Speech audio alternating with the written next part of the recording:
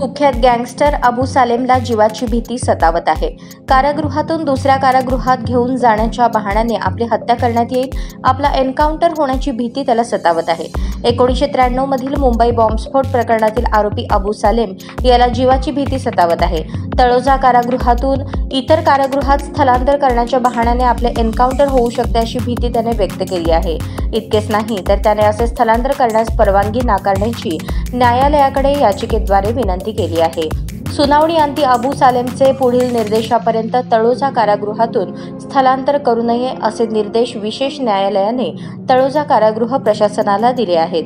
19 वर्षांपूर्वी पोर्तुगाल येथून सालेमच्या मुसक्या आवळल्या होत्या.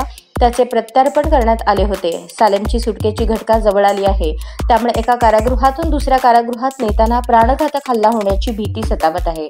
तळोजा कारागृहातून दुसऱ्या कारागृहात हलवू नये अशी मागणी करणारी याचिका त्याने विशेष न्यायालयात दाखल केली आहे. त्यावर न्यायालयाने हे निर्देश दिले आहेत. 1993 मधील बॉम्बस्फोट प्रकरणातील दोषी असलेल्या अबू सालेमचे पोर्तुगाल येथून भारतात प्रत्यार्पण करण्यात आले होते. ऑर्थर रोड कारागृहात डोसाच्या सहकार्याने हल्ला केल्यावर त्याला ठाणे कारागृहात ठेवण्यात आले होते. मात्र नंतर पुन्हा तळोजा कारागृहात ठेवण्यात आले. सध्या त्याचे वास्तव्य तळोजा कारागृहातील अंडा सेलमध्ये आहे.